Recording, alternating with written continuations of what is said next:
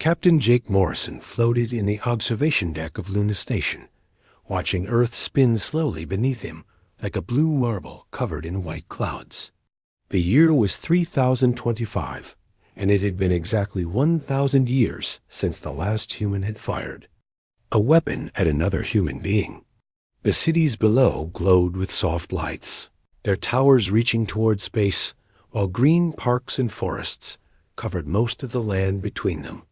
Children played in floating gardens, while their parents worked in laboratories and art studios. It was a perfect world, peaceful and beautiful. Jake sipped his morning coffee and smiled at the sight. His great-great-grandmother used to tell stories about the old wars when humans fought each other over water, land, and resources. Those stories seemed like ancient myths now. The Global Unity Accords of 2025 had ended all that violence, and humanity had spent the next 1,000 years building paradise. The communication system beeped softly. Jake pressed the button and heard Admiral Lisa Carter's voice coming through clearly from Earth. "Jake, we need you down here right away. Something big is happening." "On my way," Jake replied, finishing his coffee. He had known Lisa for 20 years, and she never sounded worried about anything. Today was different. Her voice carried a tension he had never heard before. The shuttle ride to Earth took 2 hours. Jake spent the time looking at the peaceful world below and wondering what could possibly be important enough to call him away from his research station. The Luna Observatory was his life's work, tracking distant stars and listening for signals from other civilizations. In 30 years of searching, he had found plenty of alien radio signals, but none had ever been directed at Earth. Admiral Carter met him at the landing pad. She was a tall woman with gray hair and sharp eyes that missed nothing. Today those eyes looked both excited and concerned. "We received a message this morning," she said, as they walked toward the Defense Headquarters building. "It's from aliens, and they're not being friendly." The Defense Headquarters looked like a museum from the outside. Most people thought it was just a historical monument to the old military days. They had no idea that behind its ancient walls sat the most advanced defense systems in human history. Jake had clearance to enter because of his work monitoring space, but he rarely visited the place. Inside, President Sam Rodriguez was waiting in the main briefing room, along with Dr. Rachel Morgan and several other officials Jake recognized from news broadcasts. The president was a cheerful man who usually smiled a lot, but today he looked serious. Dr. Morgan was bent over a computer terminal, studying data that scrolled across multiple screens. "Show him the message," Admiral Carter said. The main screen lit up with an image that made Jake's breath catch in his throat. The creature looking back at him was clearly not human. It had 4 arms, blue-gray skin, and eyes like black stones. Its voice was deep and harsh when it spoke. "I am Warlord Vexhar of the Zephyrian Empire. We have watched your species for some time and found you weak and pathetic. Your 1,000 years of peace prove that you have forgotten how to fight. We demand your immediate surrender. All human colonies will become property of the Zephyrian Empire. All humans will serve as slaves to their betters. You have 72 hours to accept these terms. If you refuse, we will destroy every human world and kill every member of your species. This is not a negotiation. This is your only warning." The message ended, leaving the room in silence. Jake stared at the blank screen, trying to process what he had just heard. After a moment, he started to laugh. "That's exactly what I thought," President Rodriguez said with a grin. "Lisa, show him the rest." Dr. Morgan turned from her computer. "We've been monitoring the Zephyrians for decades," she explained. "They're a military empire that has conquered over 200 species in the past 1,000 years. They use the same tactics every time. First, they send a threatening message like this one. Then they attack with overwhelming force before their enemies can organize a defense. Finally, they enslave any survivors. How many ships do they have? Jake asked.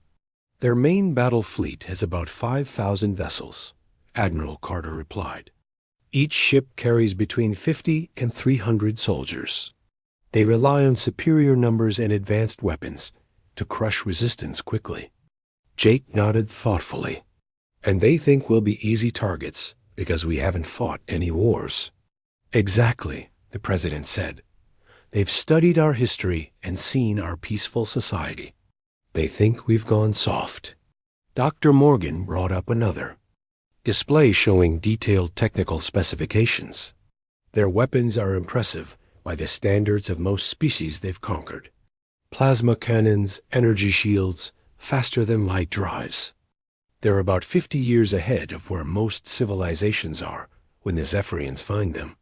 But not ahead of us, Admiral Carter added with a smile. Jake understood now why everyone looked more amused than worried. The Zephyrians had made a serious mistake. They had assumed that because humans chose peace, humans had forgotten how to wage war. They were about to learn the difference between choosing not to fight and being unable to fight. How long do we have? Jake asked. 68 hours now, the president replied. Their fleet is already moving toward our solar system. Our long-range sensors picked them up about an hour ago. Have you prepared our response? Admiral Carter laughed. Oh yes, we've been preparing our response for exactly 1,000 years. She pressed a button, and the walls of the briefing room became transparent, showing the view outside. What, Jake? Saw made his eyes widen. The peaceful city around them was changing.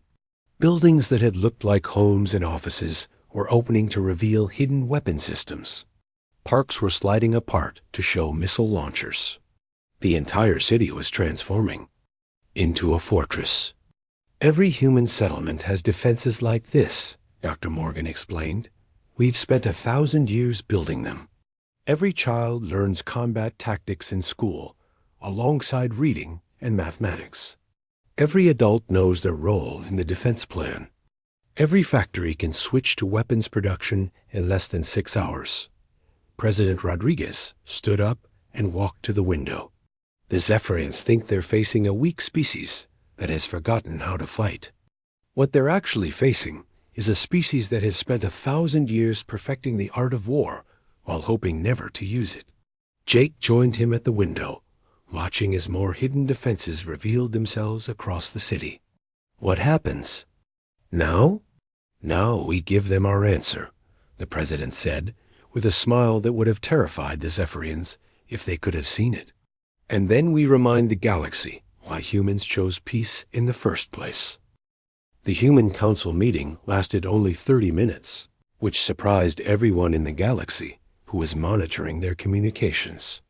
Most species took days or weeks to respond to Zephyrian ultimatums, usually with desperate pleas for mercy or frantic attempts at negotiation. The humans did something completely different. That President Rodriguez stood in front of the main communication array, looking relaxed and cheerful. Behind him, Admiral Carter and the other council members were actually smiling. Dr. Morgan had prepared a simple response message that would be broadcast across all known frequencies, so every civilization in the galaxy could hear it. Greetings, Warlord Vexhar and the Zephyrian Empire, the president began, his voice warm and friendly. Thank you for your message. We haven't had such a good laugh in centuries. Your offer to make us slaves is very generous, but we must politely decline. We're quite happy with our current arrangements. However, since you seem eager for a fight, we'd be delighted to accommodate you. Please feel free to visit our solar system at your earliest convenience. We promise you'll find the experience unforgettable. The message was broadcast throughout the galaxy within hours. On distant worlds, alien civilizations that had lived in terror of the Zephyrian Empire for generations listened in amazement. Some thought the humans had gone insane. Others wondered if this unknown species possessed weapons beyond imagination. A few, particularly the older and wiser alien leaders, began to suspect that the Zephyrians had finally made a serious mistake. Commander, Tony Williams received orders to take the USS Harmony and meet the Zephyrian fleet at the edge of the solar system. The Harmony looked like a standard diplomatic vessel from the outside, with smooth white walls and peaceful blue markings. Tony had commanded her for 15 years, as she had never fired a shot in anger. Today, that might change. The ship's crew of 43 included teachers, artists, and scientists who had volunteered for this mission. None of them looked worried about facing the most feared military force in the galaxy. Chief Engineer Betty Stone was actually humming while she ran. Diagnostics on systems the Zephyrians couldn't even detect. Navigation Officer Paul Clark was reading a book of poetry between course corrections. "Sir, we're receiving a transmission from the Zephyrian flagship," Communications Officer Helen Davis reported. "They want to talk." "Put them through," Tony replied, settling into his captain's chair with a cup of coffee. The main screen showed Warlord Vexhar, surrounded by his officers on the bridge of their massive warship. The alien leader looked confused and angry. His forearms gestured dramatically as he spoke. "Human vessel, you will surrender immediately. We are prepared to destroy you and your pathetic little ship with a single shot. Your species arrogant. Response to our generous offer has sealed your fate. Prepare to die." Tony took a sip of his coffee and smiled. "Hello there, Warlord. Nice ship you have. Very impressive. Would you like some coffee? We make excellent coffee. It's one of the things we're most proud of, actually." The Zephyrians stared at him in bewilderment. In all their conquests, they had never encountered a response like this. Species usually begged for mercy or made desperate threats at this point. They didn't offer refreshments. "Are you insane?" Vexhar demanded. "Do you not understand that you are about to die?" "Oh, I understand perfectly," Tony replied cheerfully. "The question is, do you understand what you're about to face? Because I don't think you've done your homework properly." Dr. Maria Santos had spent the past 24 hours preparing detailed files on every Zephyrian conquest in recorded history. Her research showed a clear pattern that had repeated over 200 times. The aliens would arrive, make threats, launch a massive assault, and overwhelm their enemies through superior firepower and numbers. It worked because they usually fought species that had never experienced true warfare. "Let me explain something to you," Tony continued, still sounding friendly and relaxed. "Your empire has conquered many worlds, but you've never fought anyone who was actually ready for you. Every species you've defeated was either too primitive to resist or too peaceful to fight effectively. We're different." The Zephyrian officers looked at each other uncertainly. Their intelligence reports clearly showed that humans had not fought a war in 1,000 years. Their cities had no visible defenses. Their space fleet appeared to consist mainly of exploration and trade vessels. Everything suggested this would be their easiest conquest yet. Back on Earth, the civilian population was reacting to the war. Announcement with excitement rather than fear. Kate Johnson finished her work in the vertical farms of Iowa and called her brother Pete, who operated mining equipment on Mars. They discussed which of them might see action first, like they were talking about who would get tickets to a popular concert.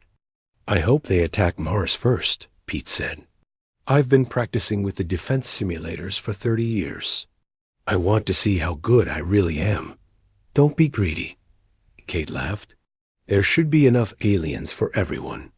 Besides, Earth's defenses are more advanced.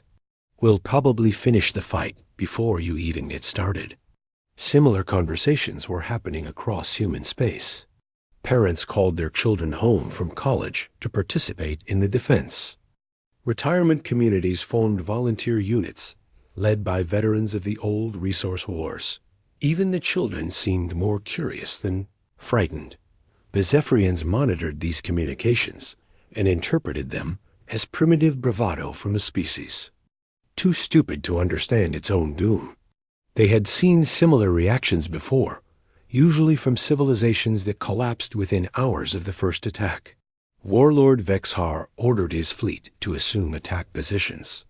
"This is your final warning. Humans," he broadcast to Tony's ship, "surrender now or face complete annihilation." Tony finished his coffee and set the cup aside. "You know what? I think we'll pass on that surrender offer. But thank you for asking so politely. Admiral Carter sends her regards, by the way. She wanted me to tell you that she's looking forward to meeting you in person." "Who is Admiral Carter?" Vexhar demanded. Tony's smile widened. "She's the one who's going to teach you the difference between choosing peace and being unable to fight. See you soon, Warlord. This should be fun." The transmission ended, leaving the Zephyrians staring at a blank screen. Around the galaxy, other species watched and waited to see what would happen when the most feared military force in known space met the mysterious humans who responded to threats with laughter and offers of coffee. The wait would not be long. The Zephyrian armada jumped into the solar system at exactly 0800 hours Earth time, expecting to find a few hastily assembled defense ships and panicked civilian vessels fleeing toward the outer planets. Instead, Warlord Vexhar found himself staring at the largest military fleet he had ever seen in his 300 years of conquest. Thousands of human vessels surrounded his armada from every direction. Ships emerged from behind asteroids where they had been hiding. Others decloaked from stealth positions that should have been impossible to maintain. More rose from the surfaces of moons and planetoids throughout the system. The Zephyrian sensors counted over 15,000 human warships, each one radiating energy signatures that indicated weapons technology far beyond anything in their databases. "This is impossible," Vexhar whispered, his forearms trembling as he gripped the command chair. "Our intelligence reports showed they had no military fleet at all." His second-in-command, General Korth, was frantically checking their sensor readings. "Sir, these aren't converted civilian ships. These are purpose-built warships. Some of them are massive. That one there registers as being over 10 kilometers long." Lieutenant Colonel Danny Brooks sat in the command center of the Mars Defense Grid, watching the Zephyrian fleet on his tactical display. For 30 years, he had maintained the weapon systems that alien visitors assumed were terraforming equipment. The massive installations that looked like atmospheric processors were actually the most powerful energy cannons ever built by human hands. "All stations, this is Mars Control," Danny broadcast to the defense grid. "We have incoming hostiles. Charging main batteries now." Across the Martian surface, and in orbit around the red planet, installations that had masqueraded as mining equipment and research stations began to transform. Solar collectors rotated to reveal particle beam arrays. Drilling platforms extended weapon barrels that could punch through the armor of any known starship. The entire asteroid belt became a weapon system as mining lasers retargeted toward the invading fleet. Warlord Vexhar watched in growing horror as his supposedly easy target revealed its true nature. Every major body in the solar system bristled with hidden defenses. Earth itself was surrounded by orbital platforms that had been disguised as space stations and manufacturing facilities. The moon's surface opened to reveal missile silos that could launch thousands of projectiles simultaneously. "Sir, we should withdraw and call for reinforcements," General Korth suggested, his voice shaking. "This is not what we expected to find." "No," Vexhar snarled, though fear crept into his voice. "We are the Zephyrian Empire. We have conquered 200 worlds. These humans are trying to trick us with illusions and fake displays. Attack Pattern 7. All ships, advance and destroy everything you see." The Zephyrian fleet moved forward in their traditional formation, 5,000. Warships arranged in a wedge that had broken the defenses of countless civilizations. Their plasma cannons charged to full power as they prepared to demonstrate why their empire was feared throughout the galaxy. Captain Nancy Lewis commanded Fighter Squadron 7 from her position near Jupiter's largest moon. She had been a music teacher before volunteering for military service, and she still hummed classical melodies while flying combat missions. Today she was humming Mozart as she watched the alien fleet approach. "All pilots, this is Nancy," she broadcast to her squadron. "Looks like we finally get to use all that training. Remember what we learned in school about fighting bullies. Hit them hard, hit them fast, and make sure they understand they picked the wrong target." Her squadron consisted of 200 fighter craft, each one smaller than a Zephyrian shuttle, but packed with technology that made them invisible to enemy sensors until they chose to attack. The pilots included a baker, 3 accountants, a veterinarian, and dozens of other civilians who had spent their peaceful lives preparing for this moment. The battle began when the Zephyrians opened fire on what they thought was a lightly defended research station near Mars. Their plasma bolts struck energy shields that absorbed the attack completely and reflected it back at twice the original power. 3 Zephyrian ships exploded before they realized what had happened. "All human forces. This is Admiral Carter," came the voice from Earth Command. "You are authorized to engage. Show them what 1,000 years of preparation looks like." The response was immediate and overwhelming. Every hidden weapon system in the solar system fired simultaneously. Energy beams that could crack planets lanced out from the asteroid belt. Missiles that could track targets across light years streaked from lunar silos. Fighter squadrons that moved like flocks of angry birds swarmed the Zephyrian formation. Lieutenant Colonel Brooks watched his tactical display as the Mars defense grid engaged targets throughout the enemy fleet. "This is almost too easy," he muttered to his operations officer. "Our targeting computers are having trouble finding enough targets for all our weapons." The Zephyrian ships began exploding in brilliant flashes of light that illuminated the entire solar system. Their shields, which had protected them against primitive weapons for centuries, collapsed within seconds when faced with human technology. Their armor, strong enough to resist meteor impacts, melted like ice under the focused energy beams.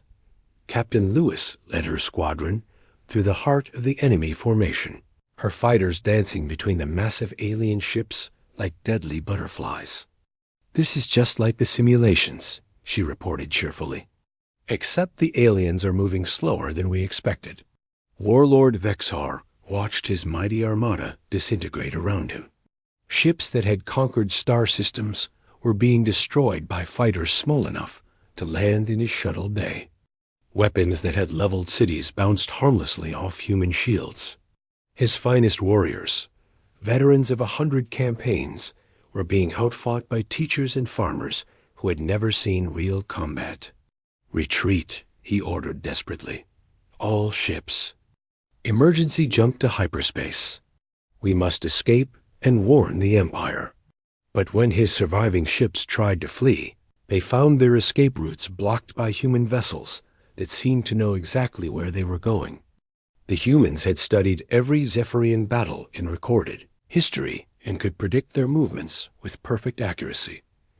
Commander Frank Parker broadcast on all Zephyrian frequencies, his voice calm and almost disappointed.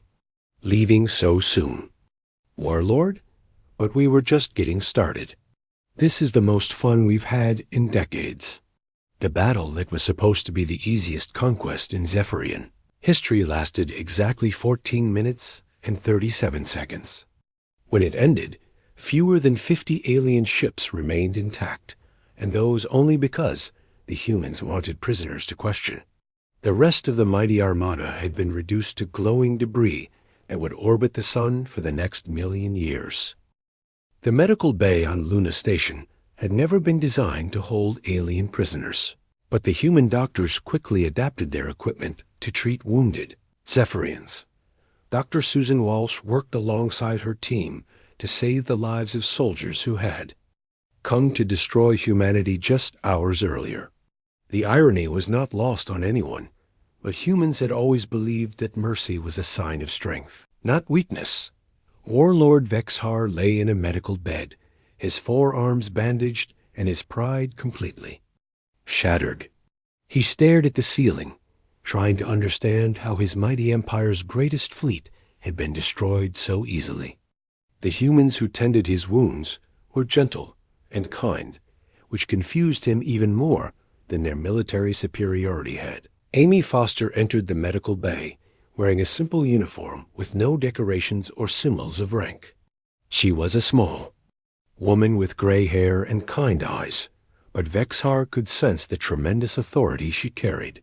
Behind her walked Dr. Kevin Martinez, a professor who had spent his entire career studying military psychology and the reasons why civilizations chose war over peace.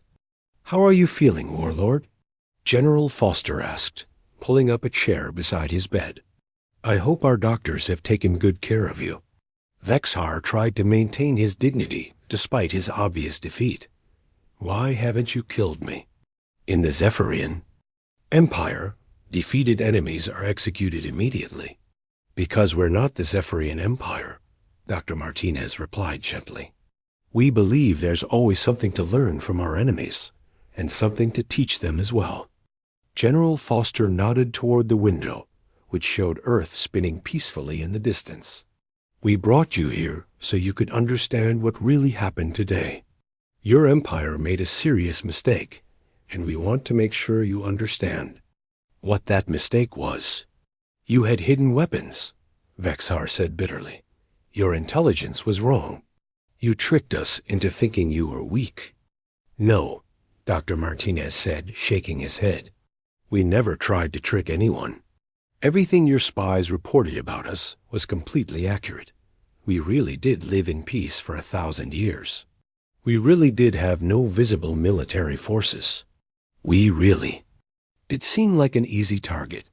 The Zephyrian leader looked confused. "Then how did you defeat us so easily?" General Foster smiled sadly. "Because you confused our choice for peace with our ability to wage war. You assumed that because we chose not to fight, we had forgotten how to fight. That was your fatal error." Dr. Martinez brought up a holographic display showing the history of human civilization over the past millennium. After our last war ended in 2025, humanity made a collective decision. We chose peace not because we were too weak to fight, but because we were strong enough to choose it. We understood that war was terrible and destructive, which is exactly why we never forgot how to wage it. Every human child learns combat tactics in school, General Foster explained. Not because we want them to fight, but because we want them to understand the cost of fighting. Every adult knows their role in our defense plans. Every city has hidden weapon systems. Every factory can switch to military production within hours. Vexhar struggled to comprehend what he was hearing. But why? If you wanted peace, why prepare? For war? Because peace is only possible when you're strong enough to defend it, Dr. Martinez replied. For 1,000 years, we watched the galaxy through our telescopes and monitoring stations. We saw your empire conquering species after species. We studied every battle you fought, every tactic you used, every weakness you exploited. The holographic display showed detailed analyses of Zephyrian military campaigns going back centuries. Human observers had recorded every conquest, cataloged every strategy, and prepared countermeasures for every possible attack pattern. They had been ready for this war longer than most civilizations had existed. Your empire succeeded because you always fought species that were unprepared for war, General Foster continued. Species that had never experienced real conflict, or had forgotten how to fight, or simply didn't have the resources to resist. You never fought anyone who was actually ready for you. News of the Zephyrian defeat spread across the galaxy faster than their ships could travel. On worlds that had lived in terror of the Empire for generations, alien leaders listened to the reports with growing amazement and hope. The impossible had happened. The unstoppable conquerors had been stopped. Ambassador Claire Thompson found herself overwhelmed with communication requests from dozens of species. The Altarian Council wanted to discuss defense treaties. The Centauri Federation requested military advisors. Even the proud Andromedans, who had never asked for help from anyone, sent diplomatic messages expressing interest in human protection. President Rodriguez addressed the Galactic Council for the first time in human history. The vast chamber fell, silent as he walked to the central podium, representing a species that most had considered insignificant just days earlier. "Fellow beings of the galaxy," he began, his voice carrying clearly to every corner of the great hall. "We did not seek this conflict. For 1,000 years, we watched and prepared, hoping this day would never come. But when war was brought to our doorstep, we were ready." The alien delegates listened intently as the human leader continued. "We chose peace not for weakness, but from strength. We understood that the greatest victory is the battle you never have to fight. But when that battle becomes unavoidable, it's best to end it quickly and decisively." Back on Luna Station, Warlord, Vexar was beginning to understand the magnitude of his empire's miscalculation. "What happens to us now?" he asked quietly. "That depends on you," General Foster replied. "Your empire is collapsing. Without your reputation for invincibility, your subject species are rebelling across the galaxy. Many of them are asking for our help in establishing their own defenses." Dr. Martinez leaned forward. "You have a choice to make, Warlord. You can spend the rest of your life bitter about your defeat, or you can help us teach the galaxy a better way to resolve conflicts." "Why would you trust me?" "Because," General Foster said with a gentle smile, "we believe that even former enemies can learn wisdom. Your empire fell because it relied on fear and violence. We're offering you a chance to help build something better." Through the medical bay window, Vexar could see human ships departing for distant worlds where former Zephyrian slaves were learning to govern themselves. The species that had defeated his empire in 14 minutes was now spending years helping its victims heal and rebuild. For the first time in his long life, the former warlord began to understand what true strength really meant. 5 years had passed since the brief war that changed the galaxy forever, and Captain Sue Williams stood on the observation deck of Harmony Station, the first human starbase built in the galactic core. Through the transparent walls, she could see dozens of ships from different species docking at the massive facility. Former enemies worked alongside former victims, all learning the human way of resolving conflicts through strength tempered by wisdom. The station had been built where the Zephyrian capital world once stood. That planet was now a peaceful garden, world where former slaves learned to govern themselves under human guidance. The transformation had taken 3 years of careful work, turning a military fortress into a center of learning and cooperation. Commander Rick Turner walked up beside Sue, carrying a data tablet filled with reports from across the former Zephyrian territories. Rick had spent the last 5 years overseeing rehabilitation programs that helped enslaved species remember how to be free. It was delicate work that required infinite patience and understanding. "The Altarians are ready for full independence," Rick reported with satisfaction.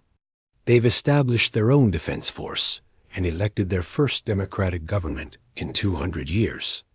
The Centauri Federation wants to sign a mutual defense treaty, and the Andromedans are actually asking for help setting up their own military academy."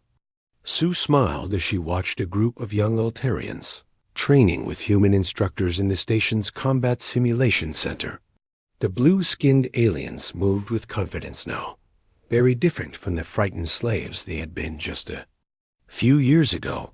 "What about the former Zephyrian worlds?" Most of them are doing well, Rick replied. The rehabilitation programs are working better than we hoped. Even some of the Zephyrian soldiers are helping now. Vexar has become one of our best instructors for teaching the difference between strength and brutality. The former warlord had surprised everyone by embracing his new role as a teacher. After months of working with Dr. Martinez and human psychologists, he had come to understand that his empire's greatest weakness had been its inability to distinguish between fear and respect. Now he traveled between worlds, helping former Zephyrian soldiers learn to use their skills for protection instead of conquest. Admiral Carter arrived at the station that afternoon aboard the USS Defender, flagship of the new Galactic Defense Force. The organization had grown from a handful of human ships to a massive fleet that included vessels from over 50 different species. Each member world contributed according to its abilities, creating the most diverse military force in galactic history. "How are the new recruits?" Admiral Carter asked as she toured the station's training facilities. "Eager to learn," Sue replied. "The species that were conquered by the Zephyrians understand the value of being prepared. They don't want to be victims again." In the Tactical Training Center, humans worked alongside aliens of every description, teaching lessons that went far beyond simple combat techniques. The curriculum included history, psychology, ethics, and diplomacy. Students learned not just how to fight, but when to fight, and more importantly, when not to fight. Dr. Morgan had established a research institute on the station, where scientists from dozens of worlds studied the causes of interstellar conflict. Her team had identified patterns that appeared in every major galactic war, and they were developing early warning systems that could prevent future conflicts before they began. The key insight, Dr. Morgan explained to a group of visiting diplomats, is that most wars begin when one species misunderstands another's intentions. The Zephyrians thought our peaceful nature meant we were weak. Other conflicts have started from similar misunderstandings. Her research had led to the creation of the Galactic Communication Protocol, a system that ensured clear understanding between different species. Misunderstandings that might once have led to war were now resolved through careful dialogue and cultural exchange. Young human children grew up on stations like Harmony, playing with alien friends and learning that diversity was a source of strength rather than conflict. 8-year-old Tommy Baker was best friends with a Centauri named Zell and an Altarian called Melody. They attended the same school, played the same games, and dreamed of joining the Galactic Defense Force when they grew up. "My grandfather fought in the resource wars," Tommy told his friends during lunch break. He said the most important thing about being strong is knowing when not to use your strength. The children nodded seriously. They were learning the same lessons their parents and grandparents had mastered, but in a context their ancestors could never have imagined. Peace was precious, war was terrible, and sometimes the greatest victory was the battle you never had to fight. Commander Tony Williams, now promoted to Admiral, commanded the Exploration Division of the Galactic Defense Force. His ships ventured into unknown regions of space, making contact with new civilizations and offering them the choice between cooperation and isolation. The days of forced conquest were over. "We've discovered 17 new species in the past year," Tony reported to the Galactic Council. 12 of them have chosen to join the Defense Force Alliance. 3 prefer isolation, which we respect completely. 2 are still deciding. The human approach to first contact was revolutionary. Instead of demands or threats, they offered knowledge, protection, and friendship. Species that had hidden from the galaxy for centuries began to emerge, curious about these strange humans who seemed to have solved the ancient problem of how to be strong without being aggressive. President Rodriguez, now in his second term as leader of the human government, reflected on how much had changed since that first alien ultimatum. Humanity had reluctantly accepted its role as the galaxy's protector, but they had redefined what protection meant. "We didn't set out to build an empire," he told Admiral Carter during one of their regular meetings. "We just wanted to live in peace. But sometimes, to preserve peace, you have to be willing to fight for it." The galaxy had learned that when humans chuckled at declarations of war, it wasn't because they didn't take the threat seriously. It was because they had been preparing for exactly that kind of threat longer than most civilizations had existed, and they knew exactly how such conflicts would end. New generations grew up understanding that true strength came not from the ability to destroy, but from the wisdom to know when destruction was necessary and when it could be avoided. The Zephyrian Empire had possessed power without wisdom. Humanity had both, and they were teaching the galaxy the difference. In the end, the greatest victory had been not just defeating an enemy, but transforming that enemy into an ally and showing the entire galaxy a better way to resolve the conflicts that would always arise between different peoples seeking to share the same stars.